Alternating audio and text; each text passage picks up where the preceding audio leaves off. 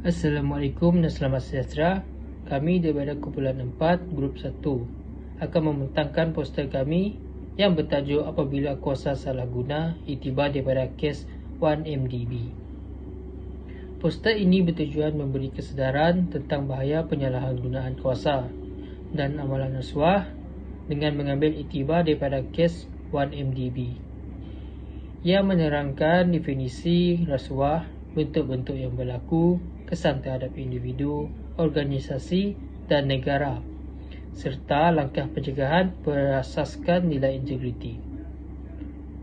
Melalui maklumat ini, diharapkan masyarakat lebih peka dan bersama-sama mementeras rasuah demi mewujudkan kepimpinan yang bersih.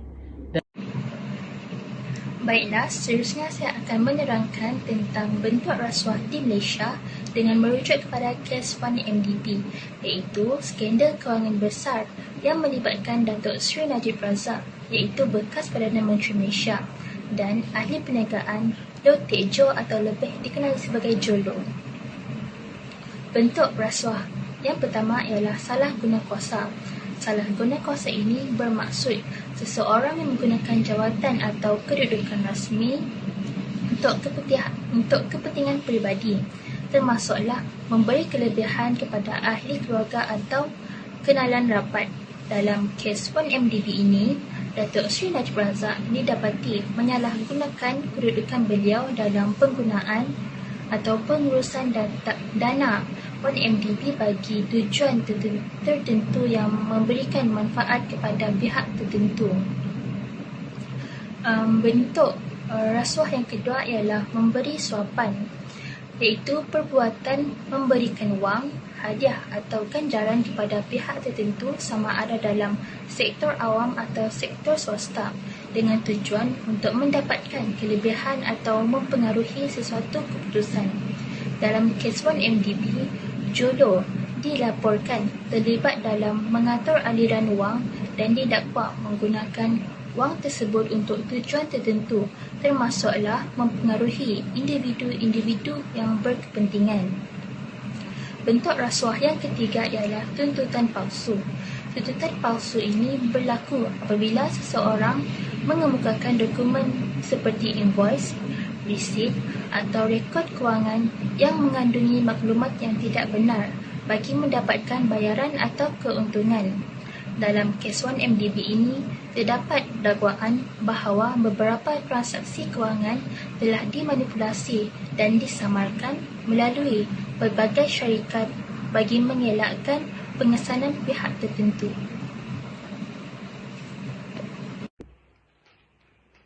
Seperti yang kita tahu, rasuah merupakan musuh utama negara, dan rasuah akan memberi kesan terhadap individu, organisasi dan juga negara. Dan yang pertama, individu. Kesan rasuah terhadap individu akan menyebabkan seseorang individu kehilangan integriti dan kepercayaan daripada orang lain. Oleh sebab itu, mereka juga akan berdepan dengan hukuman dan tidak lari dari denda dan juga penjara apabila mereka terbongkar. Yang ketiga, hidup mereka tidak akan tenang kerana takut rahsia mereka terbongkar. Untuk organisasi pula, sesebuah organisasi yang terlibat dengan rasuah, daya saing mereka akan terjejas kerana mereka sukar untuk bersaing dengan organisasi lain apabila mereka terlibat dengan rasuah. Prestasi dan juga produktiviti mereka juga akan menurun apabila mereka terlibat dengan rasuah yang berskala besar. Oleh sebab itu, reputasi mereka juga akan tercemar apabila mereka terlibat dengan rasuah ini. Apabila reputasi mereka telah tercemar, mereka akan mengalami kerugian dari segi kewangan. Dan yang terakhir, untuk kesan rasuah terhadap negara. Negara yang mengalami ketirisan ataupun terlibat dalam rasuah akan mengalami pembangunan yang terbantut, dan kesan rasuah ini merupakan pembaziran terhadap sumber negara kerana ia menggunakan wang-wang daripada rakyat untuk melakukan rasuah. Pelabur asing juga akan hilang keyakinan untuk melabur di dalam sebuah negara apabila mereka tidak mempunyai kestabilan politik dan sosial. Oleh itu, rasuah merupakan musuh utama negara kerana ia akan memberi impak negatif terhadap sesebuah negara. Oleh itu, pencegahan rasuah amat penting bagi memastikan rasuah dapat dibendung. Salah satu cara yang paling berkesan ialah memupuk nilai kejujuran dalam diri sejak kecil, sama ada melalui pendidikan formal di sekolah maupun didikan dalam keluarga. Apabila nilai ini diterapkan sejak kecil, individu akan lebih cenderung untuk menolak perbuatan rasuah pada mak dewasa kelak. Selain itu, ketulusan dalam setiap urusan juga perlu dipertingkatkan supaya setiap keputusan dilihat dan dinilai secara terbuka. Hal ini sekaligus dapat mengurangkan peluang berlakunya penyelewengan. Di samping itu, amalan accountability perlu ditekankan di mana setiap individu bertanggungjawab terhadap tindakan dan keputusan mereka.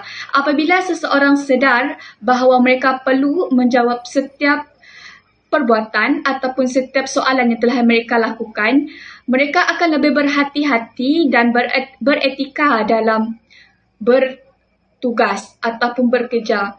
Sebagai kesimpulannya, kes 1MDB memberikan pengajaran yang penting terhadap bahayanya penyalahgunaan kuasa dan kepentingan integriti dalam kepimpinan. Rasuah bukan sahaja dapat merosakkan individu, tetapi juga memberi kesan yang sangat besar terhadap organisasi dan negara. Oleh itu, kita perlu memainkan peranan penting dalam memastikan nilai integriti sentiasa diamalkan dalam kehidupan seharian. Seperti yang sering ditekankan, pemimpin yang bersih akan melahirkan rakyat yang yakin. Sekian, terima kasih.